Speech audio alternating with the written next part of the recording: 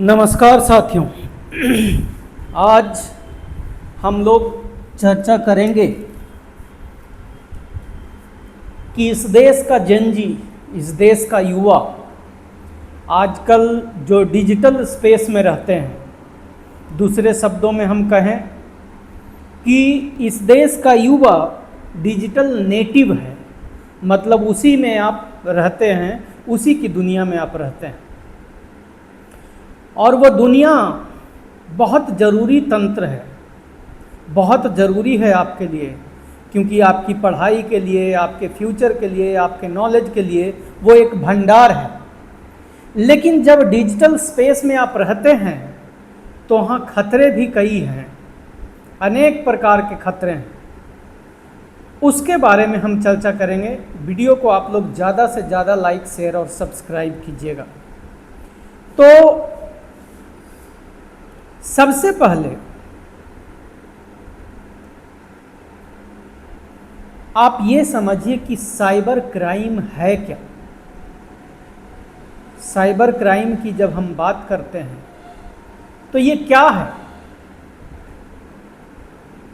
सीधे और आसान शब्दों में अगर कहें तो जिस प्रकार से चोरी करना, किसी को परेशान करना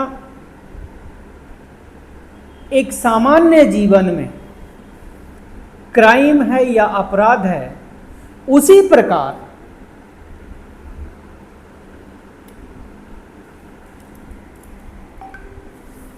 इंटरनेट, फोन, कंप्यूटर या कोई भी डिजिटल तंत्र का इस्तेमाल करके किसी को परेशान करना, किसी को हरास करना, किसी को आर्थिक हानि पहुंचाना, ये साइबर क्राइम है। बात समझ में आ रही है आपको कि जिस प्रकार से आम जीवन में चोरी करना, किसी को नुकसान पहुंचाना, किसी को चोट पहुंचाना, किसी को आर्थिक क्षति पहुंचाना बिना उसकी मर्जी के अपराध है, उसी प्रकार से कंप्यूटर, फोन, इंटरनेट या अन्य कोई डिजिटल वस्तु या सामान का इस्तेमाल करके किसी को परेशान करना या आर्थिक क्षति या मानसिक क्षति पहुंचाना भी अपराध है, जिसे साइबर क्राइम कहते हैं। अब जैसा कि मैंने आप लोगों को बताया कि आज का जो हमारा युवा है वो डिजिटल स्पेस में रहता है। तो डिजिटल स्पेस में जब आप रहते हो तो ये जानिए कि मुख्य कौन कौन प्रकार के क्राइम होता है जो डिजिटल स्पेस में जो लोग रहते हैं, या क्या क्या हो सकता है। तो सबसे पहले जो आता है वो है साइबर बुलिंग या ऑनलाइन हरासमेंट।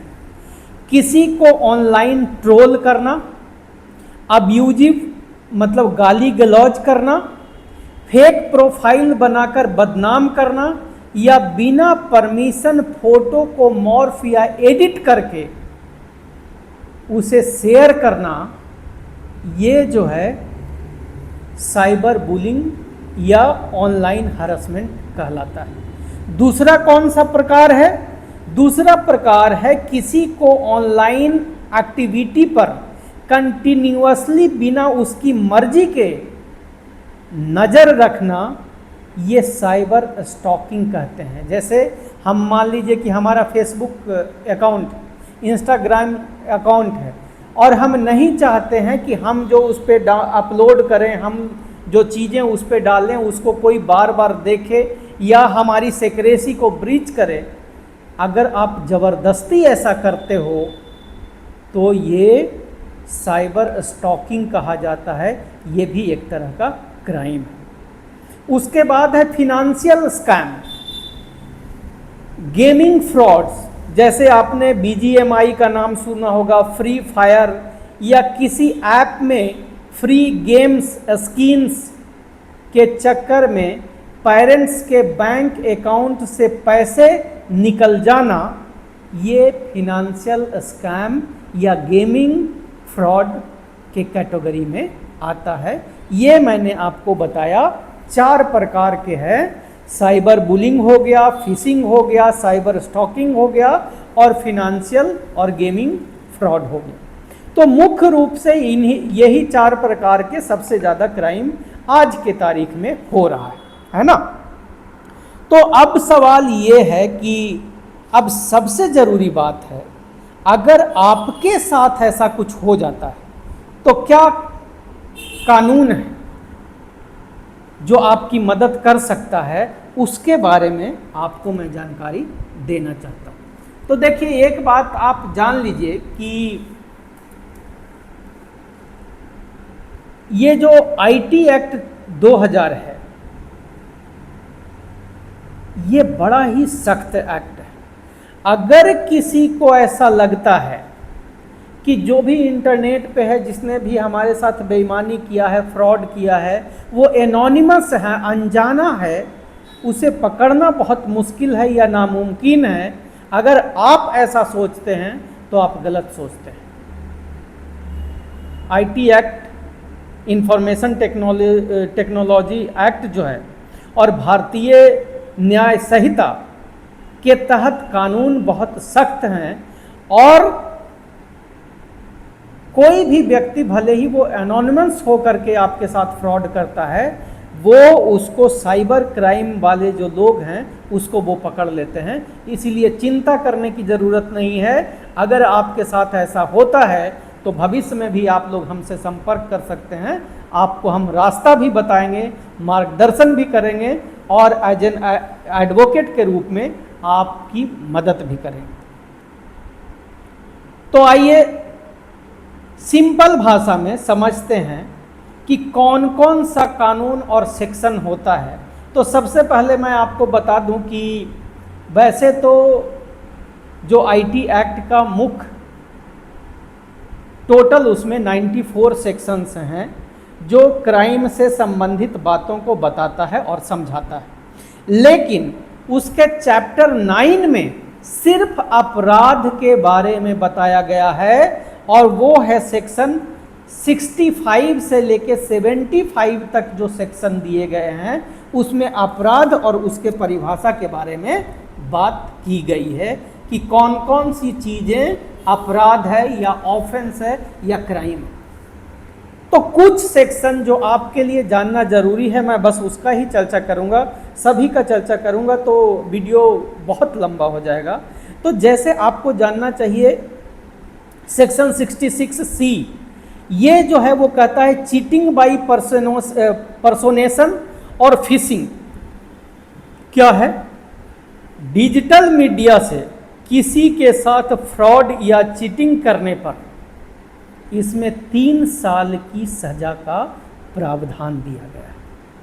किसी का फोटो मॉर्फ करना, मॉर्फ मतलब मेरा ऐसा है, कपड़े मेरे उतार दिए गए और बाद में उसको इंटरनेट पे लगा दिए, फोटो मॉर्फ करके उसको गलत तरीके से उसका इस्तेमाल करके मेरा किसी गुंडे मवाली के साथ मेरा फ़ोटो डाल करके, मतलब फ़ोटो को इस्तेमाल करके, तो ये सारी जो चीज़ें हैं ये सेक्शन 67 और सेक्शन 66 ये जो है दोनों, कि अगर कोई किसी की प्राइवेट फ़ोटोज वीडियो लीक करता है या सेक्सुअली एक्सप्लिसिट कंटेंट शेयर करता है तो ये सीवियर क्राइम है और इसमें 5 से 7 साल की सज़ा का प्रावधान है। याद रखिएगा, सेक्शन 66, 67 और 67A आईटी एक्ट में फ़ोटो को मॉर्फ करना, उसको सेक्सुअली एक्सप्लिसिट रूप दे करके उसका प्रचार प्रसार करना यानी इंटरनेट पे शेयर करना, उसमें 6 से 7 साल की सज़ा का प्रावधान है। तो 2 चीज़ें हैं कि एक तो ना आप करना और अगर कोई करता है तो उसको मत छोड़ना। तो ये सारे जो सेक्शन हैं, वैसे सेक्शन तो बहुत सारे हैं। सेक्शन 66C है, अगर कोई आपके नाम से फेक अकाउंट बनाता है या आपकी आइडेंटिटी को यूज करता है तो 3 साल की सज़ा का प्रावधान उसमें है। तो ये सारे जो सेक्शन है, 2-3 सेक्शन अभी आप जानो, बाकी तो मैंने आपको बता ही दिया है कि 65 से जो 78 तक के जितने सेक्शन हैं वो सारे ऑफेंसेस के बारे में बात करता है।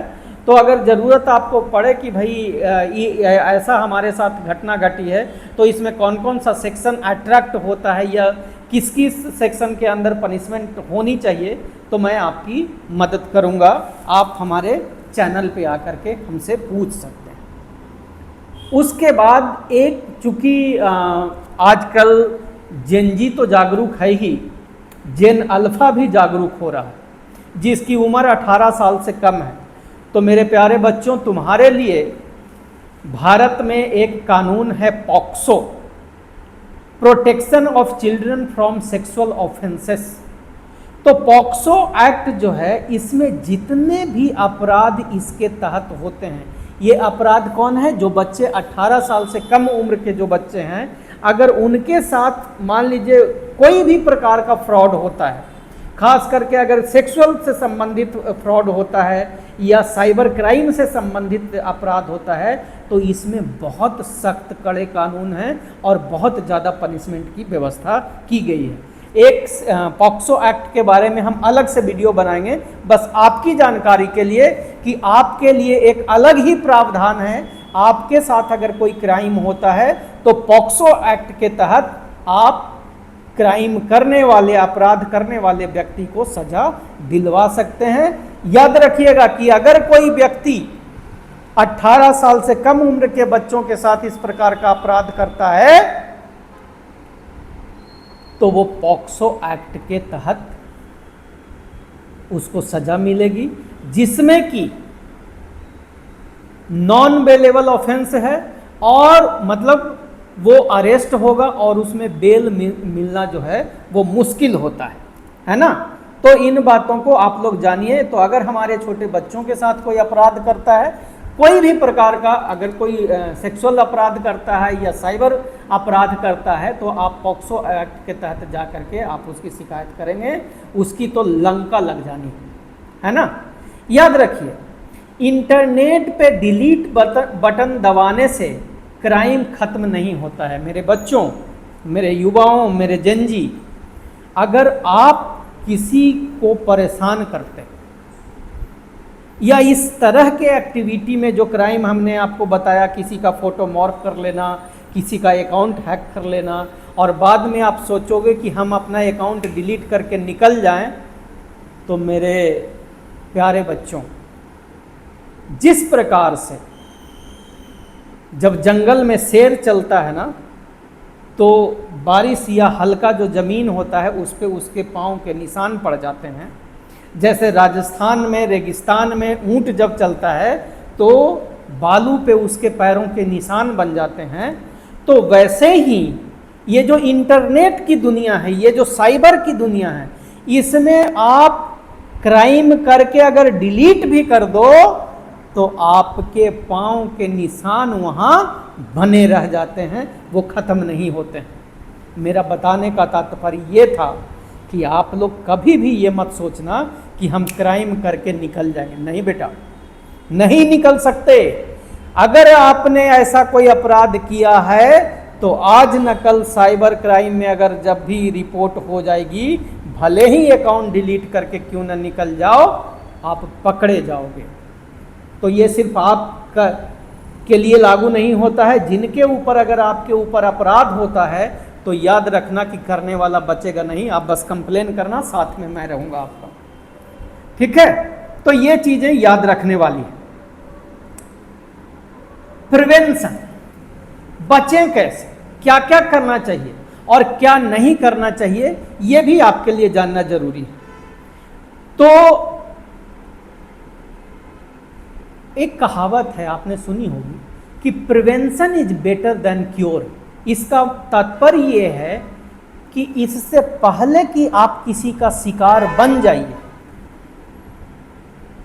उससे बचने के तरीके आप अपना लीजिए, तो आप शिकार नहीं होंगे। कैसे नहीं होंगे, क्या क्या करें उसके लिए?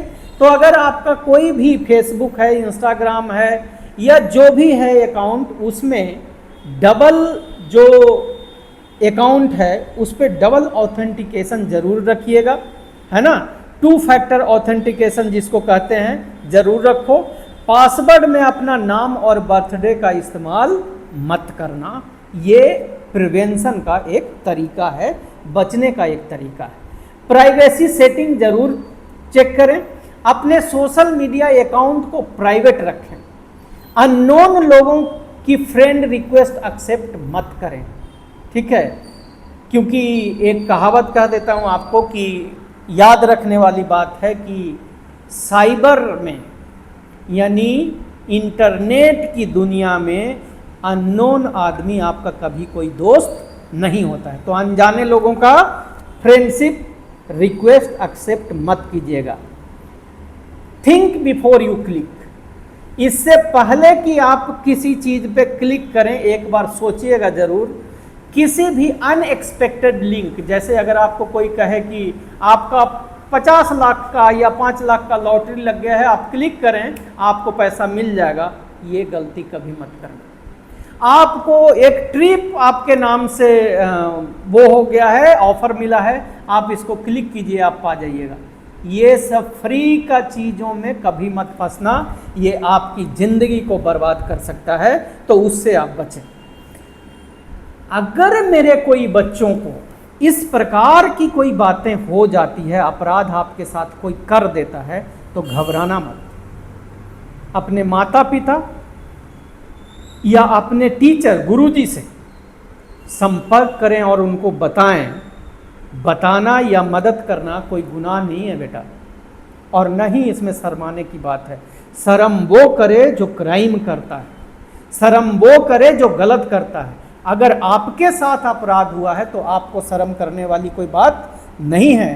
तो सबसे पहले आप अपने जो सबसे करीबी है, माता हो, पिता हो, भाई हो, बहन हो, मित्र हो या आपके गुरु हो, इनको आप जरूर बताएं अगर आप किसी इस प्रकार के अपराध के शिकार हुए हैं तो। अब क्या ना करें यह भी समझना जरूरी है। अपना पर्सनल इंफॉर्मेशन कभी भी फेसबुक पे या अन्य जो आपके सोशल मीडिया अकाउंट है उस पे शेयर ना करें। जैसे क्या क्या ना शेयर करें? अपने घर का पता, स्कूल का नाम, फ़ोन नंबर या लाइव लोकेशन कभी शेयर मत कीजिएगा। ये आपकी सेफ्टी को ब्रीच करता है, आपको धोखा दे सकता है। OTP और पासवर्ड, जैसे कई बार आपके पास मैसेज आ जाएंगे, गलती से मेरा मैसेज आपके पास चला गया है, OTP भाई साहब ज़रा बता दीजिए, कभी मत करना। अगर ऐसा किए तो आपके अकाउंट हैक हो सकते हैं, और मान लो कि जिस फ़ोन में आपका अकाउंट चल रहा है उसमें आपका बैंक अकाउंट है, तो सारा रुपया लेकर वो चंपत हो जाएगा, फिर निकालने में आप परेशान हो जाओगे। ठीक है, तो अपना OTP और पासवर्ड किसी भी कीमत पे किसी से शेयर मत करना। फिर साइबर बुलिंग में शामिल ना हो। मैंने आपको क्या कहा कि जिस प्रकार से मैं आपकी मदद करूंगा जब आपके साथ अपराध होगा, उसी प्रकार से आपको बचने के लिए इस प्रकार के कामों को नहीं करना है। इस प्रकार के अपराध में आप लोग शामिल कभी ना हो। जैसे एक और साइबर बुलिंग क्या होता है, जैसे मैंने कोई पोस्ट डाला तो आप नीचे गंदी गंदी गालियां लिखते जा रहे हो, ये भी अपराध के कैटेगरी में आता है, तो ये आपको नहीं करना है। उसके बाद रेमेडी क्या है, शिकार होने पर तुरंत क्या करें ये भी जानिए। सबसे पहले अगर आपके अकाउंट में अपराध हुआ है तो उस अपराध का एविडेंस कलेक्ट कीजिए। Chat history, profile link, phone number और ईमेल का स्क्रीनशॉट जरूर लीजिए। एविडेंस डिलीट ना करें। उसके बाद ब्लॉक एंड रिपोर्ट। यूजर या अकाउंट को प्लेटफॉर्म इंस्टाग्राम या व्हाट्सएप जो भी अकाउंट है उस पर उसको ब्लॉक करें और रिपोर्ट करें। नेशनल साइबर क्राइम का नंबर है 1930। अगर आपके साथ किसी प्रकार का साइबर हरासमेंट हुआ है या आपका पैसा चोरी किया गया है या निकाला गया है तो 1930 पर डायल जरूर करें और जितना जल्दी से जल्दी हो सकता है करें। फिर लोकल पुलिस या साइबर सेल को इन्फॉर्म कीजिए। अगर आप चाहें तो www www.cybercrime.gov.in पर जाकर आप अपना कंप्लेन भी दर्ज करा सकते हैं। एक बात यहाँ मैं बता दूं कि जब आप कंप्लेन दर्ज कराएंगे तो आप चाहो तो अपना आइडेंटिटी एनोनिमस भी रख सकते हो, यानी अपना नाम और पता बताए बगैर भी साइबर क्राइम पे जाके आप कंप्लेन कर सकते हो। तो बच्चों, जैसा मैंने बताया कि इंटरनेट आपके लिए बहुत ज़रूरी तो है, क्योंकि पढ़ाई से संबंधित, इंटरटेनमेंट से संबंधित, आपके फ्यूचर के लिए बहुत सारी चीज़ें इंटरनेट पे अवेलेबल है। लेकिन जिस प्रकार से हम लोग जब रोड पे चलते हैं तो एक्सीडेंट से बचने के लिए हम लोग ट्रैफिक रूल्स को मानते हैं, उसी प्रकार से इस साइबर क्राइम नाम की दुनिया में अपने ऊपर अपराध होने के लिए इन नियमों को जानिए, क्या क्या करना है क्या नहीं करना है उसको जानिए, और फिर जो है बेफिक्र होके आप अपनी ज़िंदगी जिए। ज़रूरत पड़ने पर आप जो है हमारी मदद ले सकते हैं। धन्यवाद।